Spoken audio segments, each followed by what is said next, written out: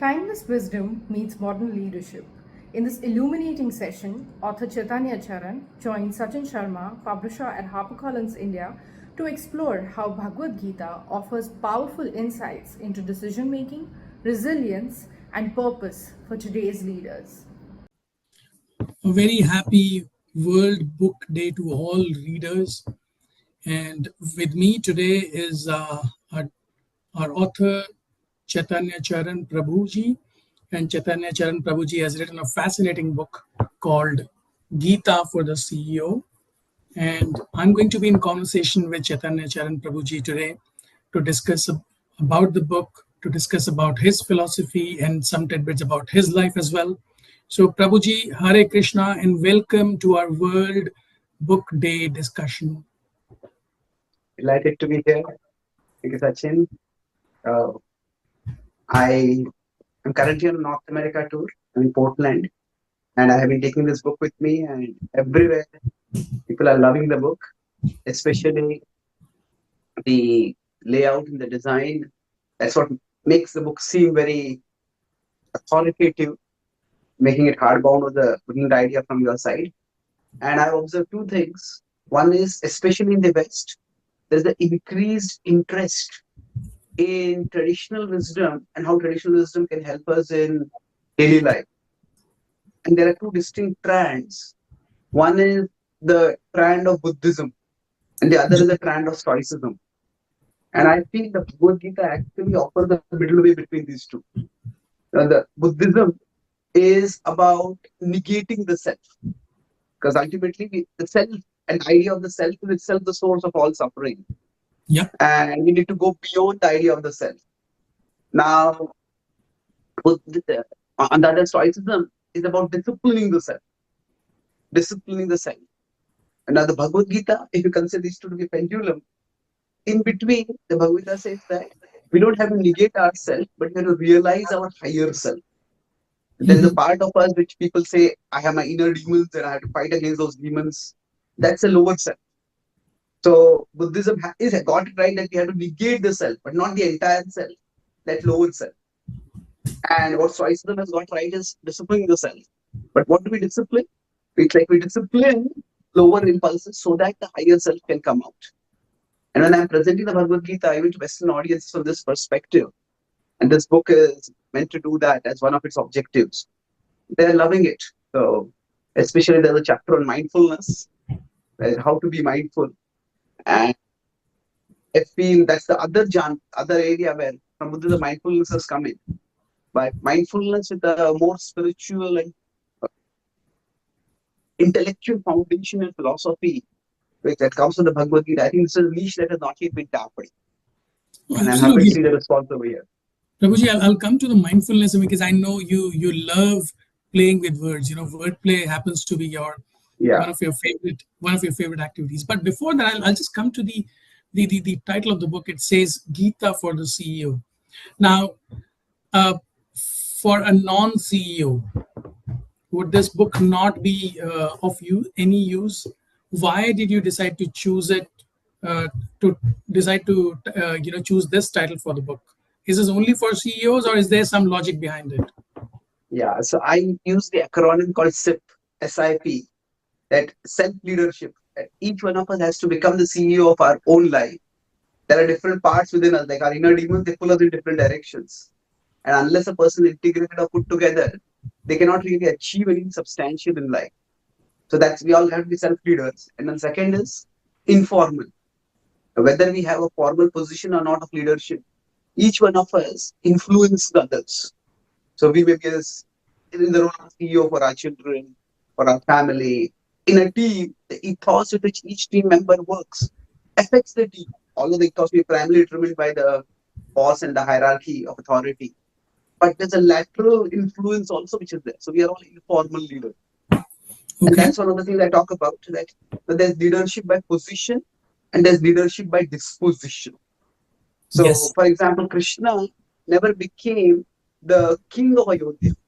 Yet he took responsibility for protection of Ayodhya always. It's not Ayodhya, Dwarka, sorry.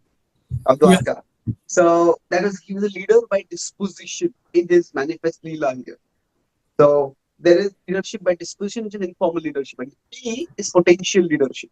And everyone is having the talent that by which they can become a leader in different areas of life according to their particular talent. So we are self leaders, we are informal leaders, we are meant to be self leaders, we are informal leaders, and we can be potential leaders. And that's why CEO is not a target and only for those who are CEOs right now. They are those who want to be CEOs of their own life and who can be CEOs in future. You need to have that mindset of a CEO to be successful in an area of life.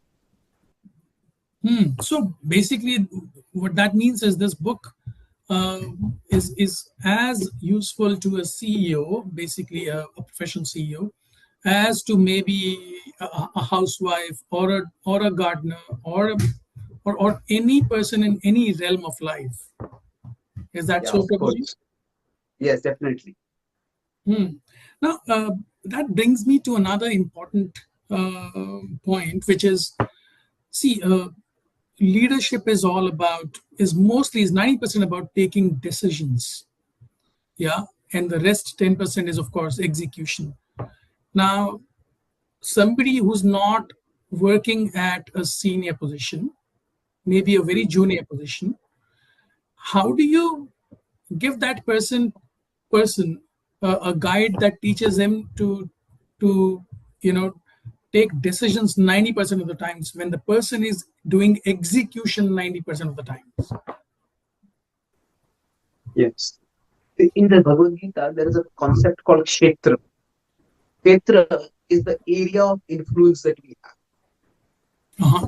That Kshetra can increase or decrease with time. So, for example, if somebody is the CEO of a company, or say somebody is right now the president of America, Yeah. they have a huge Kshetra. Now, if tomorrow the president of America is defeated in election, the tenure expires, then their Kshetra decreases. So the teaching of the Bhagavad Gita is well known. Be, do your duty, but don't be attached to the results. Hmm. Karmanyevadika raste.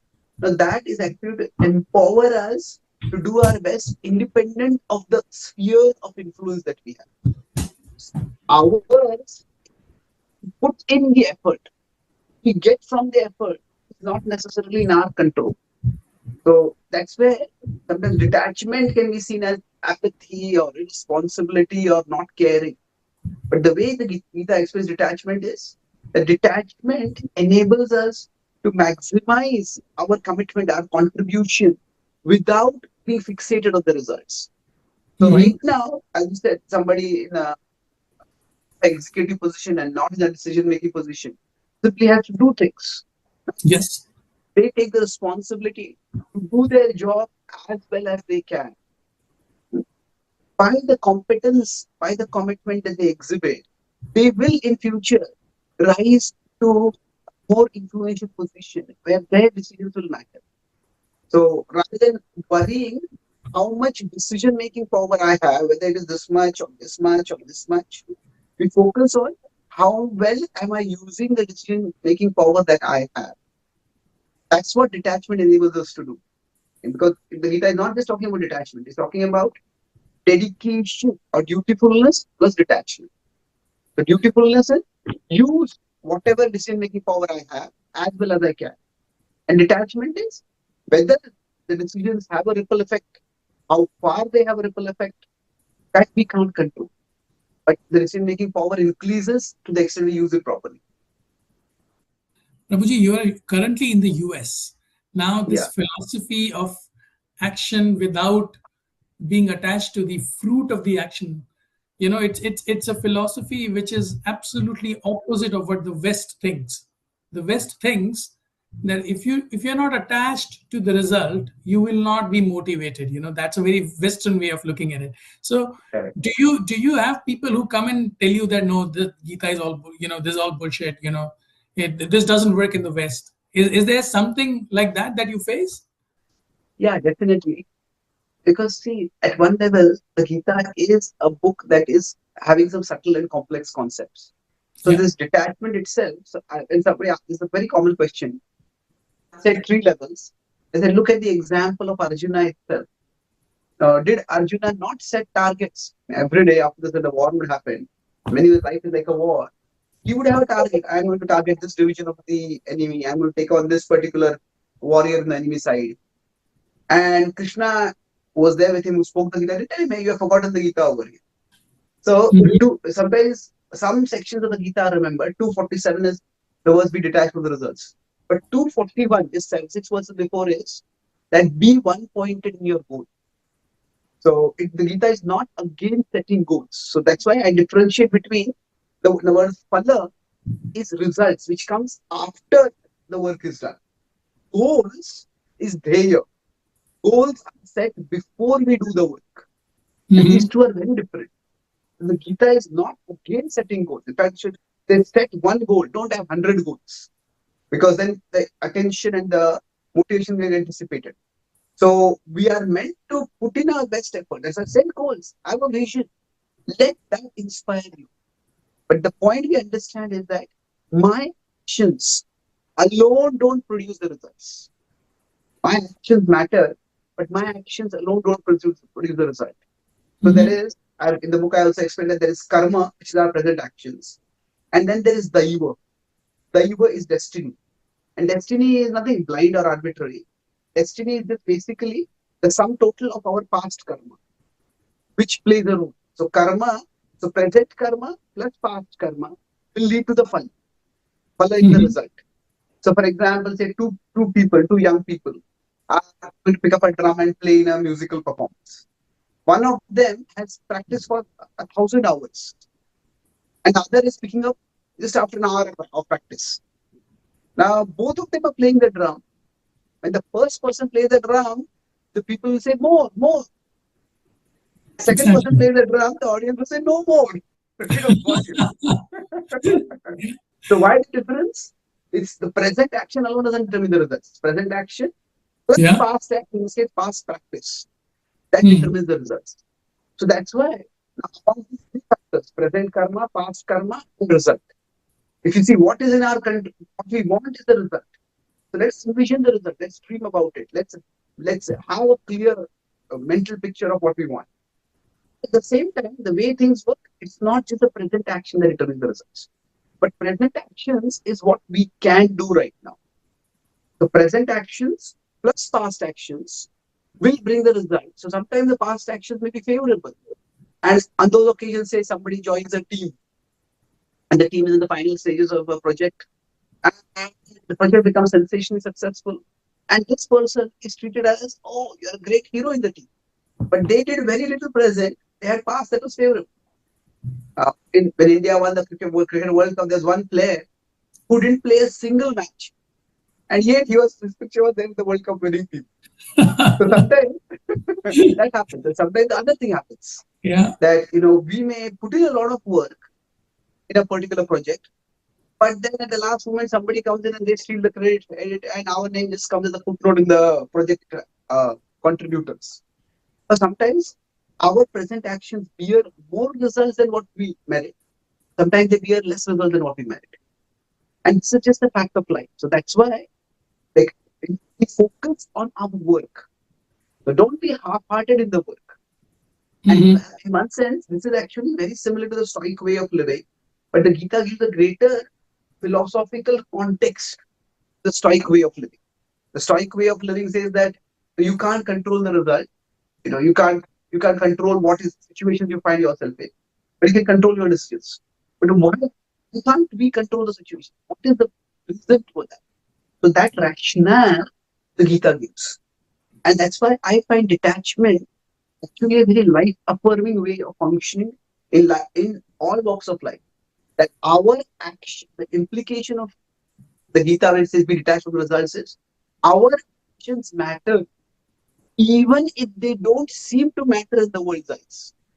So Mm. detachment is don't bother so much about the world's eyes.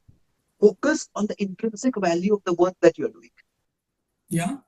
And one thing, I mean, obviously, having read the book, I found great value in the book, but at some places I was like, it's easier to read but difficult to emulate and follow. One of those things is where you say, "Be concerned but not be disturbed.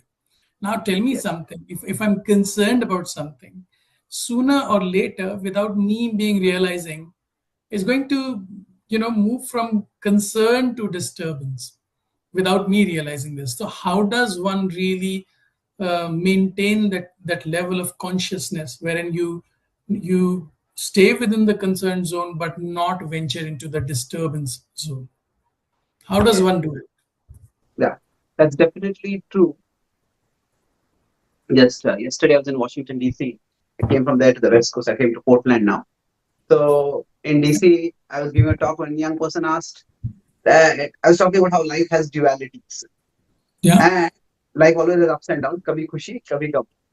But our mind is so unstable that when the ups are there, we go way up. And when the downs are there, we go way down. And that's how people have enormous mood swings. So, and that makes us quite unstable. So the boy was saying, why can't we just, when the ups go up, we can go up. But when the downs come, we just become detached. We will not care. So I said, Yeah. with all due respect, but generally if somebody uses the word with all due respect, that means what is going to be spoken after that is not going to be very respectful. Exactly. I said, that is that is psychologically not possible because it's the same mind. The mind is invested in something. If India wins the cricket match and I delight in it, and if Yeah. India loses, I can't say I've become detached now. I can become frustrated, not detached. The True. frustrated, there's a lot of emotion still there, but the emotion is negative. So the way is, these waves are going to come. And if we are not to be tossed up and down by the waves, we need to be able to hold on to something that is steadier. So if we are in the ocean, but if we can hold on to a strong anchor, then we are not fighting against the waves, but our focus is holding on to the anchor. Hmm. So that's what spirituality, spiritual practices like meditation, and in my tradition, we practice mantra chanting. That's what helps us. So what you said is perfectly true. If you are concerned about something, we keep thinking about it, the concern will grow to becoming a disturb. But that's the key. We don't have to keep thinking about it. Yeah, I'm concerned about it. I will do what I can. But there's a time when I withdraw from the world. The time for inner rejuvenation. So that's the time when we try to connect with ourselves. We try to connect with the spiritual. We try to connect with the divine. That connection reminds us that there is a bigger reality, that I have a finite vision of things. My finite vision is not the final vision. The finite vision is not the final vision. So things may be very turbulent right now, but we can look back at our own life and see that I had a lot of difficulties which I've gone through. At that time, I thought it would be the end of the world. But I survived. I have moved ahead. So I think spirituality ensures that when we are going through some uncertainty, we don't catastrophize mentally. Instead, we contextualize. Contextualize. This will come, this will go. So I will do what I can to deal with it. But during the period, I won't just fixate on it. I need to draw my mind away from it, focus on something unchanging. And this is why you will see that in the Western world, a lot of people are turning towards spirituality. Tomorrow, I'm giving a big talk for several thousand people saying sports. They have arranged a Ramnavami festival, physical as well as digital. And Hmm. it's posted among the many companies, but it's one the prominent company where they have a mindfulness corner in their official premises. Oh, very They interesting. encourage people, their employees, to take whatever restorative breaks are there. What we find is the corporate world is a place of uncertainty. It's a place of anxiety. And unless one withdraws from it for some time, we lose perspective. And everything will appear to be catastrophic and world ending. As a spirituality provides us a resource to take breaks. So one of the points I make in the book, take breaks before you break down. So take breaks on a regular basis. Fix the mind on something which is unchanging, something which is calming, something which is uplifting, and then we can come back rejuvenated to face life's challenges. Oh, I like this one. Take break before you break down. Have you Yeah. been to Have you been to China? That reminds me. Yeah, I'm planning to. I'm not yet been for China specifically. Yeah, because there and in most of these factories, they working 12 hours. There is a regular thing.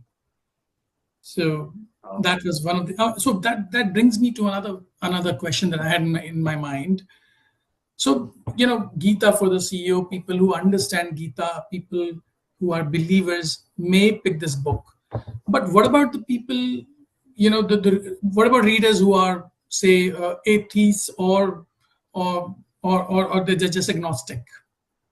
Will this appeal to them? Will they like to pick this up? yeah. The way I have presented the book is that I'm focusing on the human aspect of the wisdom of the Gita. I'm not focusing on the devotional aspect. Uh-huh. We all have to go through life, and we all need some worldview that is not just philosophically satisfying, but it's also psychologically empowering. Life can be challenging and exhausting and depressing. So the Gita's worldview, here I'm not trying to teach the worldview of the Gita and focus on the person becoming a spiritualist primarily by studying the Gita. That is one purpose of the Gita, no doubt. But the Gita's purpose for Arjuna was also that he become empowered to fight the war that he had to fight. So Yeah. I provide the worldview as a resource for psychologically uplifting one's consciousness and one's morale. So I feel, irrespective of the specifics of one's worldview, in the book, any reader can find some things of value which can empower them at an individual level. Now, of course, the Gita's worldview is a complete package. And if one wants to try that out, it's also wonderful. So the approach I take over here is that be a personal scientist. Personal scientist means look at your own life and your own mind and consciousness as a laboratory Hmm. and see if this particular approach, in terms of these insights or these practices, they make a positive difference in your life. And if they do, then continue. If they don't, it's your life. You can choose how you would like to live. No, So I see absolutely. myself as offering people resources for becoming better human beings, becoming better professionals, overall helping raise the consciousness of the world. Agree, Prabhuji. I think, and I agree with you because I think that the spark has to come from within. Only then will somebody be able to pick this book up. That level of consciousness, that level of primary consciousness, if I may, has to be there for somebody to understand that, oh, look, I am the chief executive officer of myself, my life. I am the manager of my life. I need to improve my life in a certain manner. I need to uplift myself, both spiritually and materially. And henceforth, that is why I need a book like this. Now, I mean, of course, I've enjoyed this book. I've thoroughly enjoyed the book. I really love the packaging, the positioning, everything about the book is stellar. Uh, I have had my favorite chapters in the book, but what is your favorite chapter in the book and why? Yeah. My fifth chapter, as I mentioned, is the mindfulness one. Be mindful. So you said you like the wordplay that I do. One of the things is be mindful, and your mind will make you a fool. Be mindful, or your mind will make you a fool. Yeah. So even before I was introduced to Bhagavad Gita, that was about 30 years ago, I had read a lot of books of psychology and philosophy, and I found the mind very fascinating because it affects us so much. But what is it? It's in the Bhagavad Gita that I found the most clear understanding of the mind and the self. So it's a three-level understanding. That there is the soul, the mind, and the body. These are like Yeah. the hardware, the software, and the user. So Okay. physicalism or materialism says there's only the hardware and there's nothing more. There are some spiritual paths which say there's only the user and the hardware, the software, nothing matters at all. But the Mm-hmm. Gita balances and says all three matter. So if you see some of the Indian wisdom, some of the Western wisdom traditions or Western tradition, focused only on physical development. Now, physical and Yes. material development. We have technology, we have gadgets, and here in America, there's a lot of comfort and convenience over it. No denying credit where it is due. So we could focus only on the body. The other side is sometimes some Indian spiritual traditions have been very world transcending or world rejecting. They focus only on the soul and not care for the other part at all. The Gita guides us to care for the entire being, body, mind, and soul. So the Gita offers us a two-way approach to mind management. One is, of course, when we do mindfulness, one is the bottom-up approach. The bottom-up approach is that where we try to create a sacred space for ourselves. We try to create a sacred time for ourselves where we can take breaks and have spiritual rejuvenation. That's more like the externals are spiritually conducive, and that's a bottom-up approach. Like from the physical, we come to the mental. Mm-hmm. But there is a top-down approach. The top-down approach is where through spiritual study of spiritual wisdom, through spiritual practices, we actually learn to recognize that I am different from my mind. The seminar's argue is you are not your mind. You are better. So become an observer of your mind, but understand that you are a different thing. And once through our spiritual practices, we become situated at the level of the observer. Then what happens is first, we can avoid external disturbances whenever we can, so that our mind does not get disturbed. But as we evolve spiritually, the mind may get disturbed, but we won't get disturbed. Why? Because we are situated on the spiritual planet. So that's why I talk about this. Abhyas and Vairagya as the two means for mind management. And in English, I translate that as bonds and boundaries. So we try to Mm-hmm. have boundaries by which we minimize our exposure to things that will agitate us. So, for example, constantly scrolling on social media, and it's called a death scrolling or doom scrolling. Oh, this has Yeah. gone wrong here, that has gone wrong there, that has gone wrong there. It will agitate the mind. So have some boundaries. Regulate how much we expose others to social media. That way the mind doesn't get it. But boundaries are when we have our spiritual practices, by which we get bonded to our inner reality, to our higher reality, to our conception of divinity. Even if the mind is disturbed, we won't be disturbed. So this is a two-pronged approach to mindfulness. Be place yourself in situations where the mind won't be disturbed, and place yourself in a spiritual connection where even if the mind is disturbed, you won't be disturbed. And this two-pronged Mm. approach I find is very empowering practically to face life's uncertainties. So generally, whenever I give talks on this book extensively, that's the chapter that I take for speaking on the book. Wow. Well, I mean, that was quite an insightful conversation, Prabhuji, and thank you so much. I know it's early morning in the US, but you've taken out time to, be in a conversation with us. Thank you very much. I can't thank you enough. Uh, and we will see you Enjoying. soon. We will see you very soon in India. And I wish you all the best for your remaining trip of the US. Thank you so much. Enjoy being here. Thank you, Sachin. Prabhuji. Hare Krishna. Hare